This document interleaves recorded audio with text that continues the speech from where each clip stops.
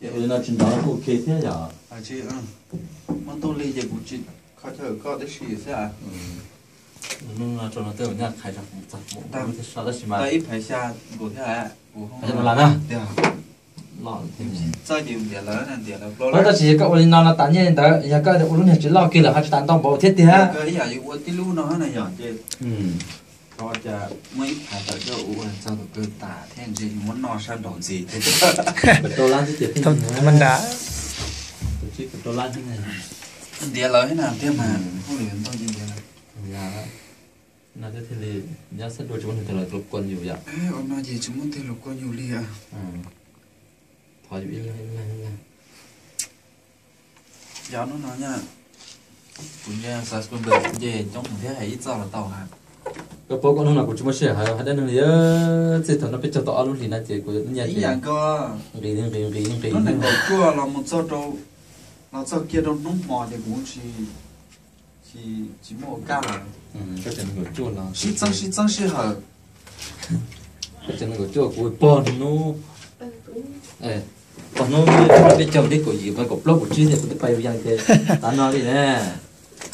Thì lúc on thì lúc ý thì on thì nó là sao mà. Kia nung sao?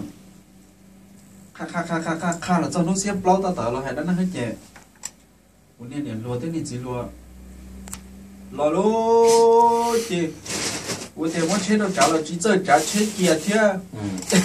Thì lấy thông lại ha. Ai da, lấy thâu thì qua cho kia nó im đó. Như sao cái nó thay vậy.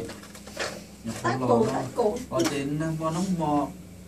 Chị cho cái tí cho không dư thì ú lò sáng của trong tiêu lô. Ở bang ở cái trên nó mò nó hồ đó là. Nhưng chỉ lùa họ là hay, nhưng để lùa hết gì. Tát cổ. Nó mọi chỉ lùa là hay nên lùa thế. Chị lúc nó chỉ lấy trồng hua thì có ba. Cho lấy nhân chín trong con sao nó chỉ ăn ba. Cho lấy một nha. Ý này không dư có hua thì đâu cũng tao đi nhỏ mà lía thế. Nó cũng kinh tế chứ. một phong bao nhiêu chế trong tao thì. Lúc này là như thế đây chỉ tao nhỉ. Dạ cái. Lúc này bé chơi có tua, tụi nó ngồi chơi đi soi chỉ lo lấy chơi cũng muốn soi chơi lo chỉ lấy cái Nó chơi nào chơi chẳng hay lại thế chỉ trâu tả li gì muốn nó. Tôi biết chồng có tôi biết phở chứ thằng biết cho tao nói cầu tao nói đi. Ý nhà có cái phở bây giờ chỉ biết phở. Tụi nó lo chỉ cho trẻ. Có cái tả từ của lo sao mà này thì. Thế người hùa thì còn có nó biết chơi nó. Ơi, tí củ nhân đằng đó.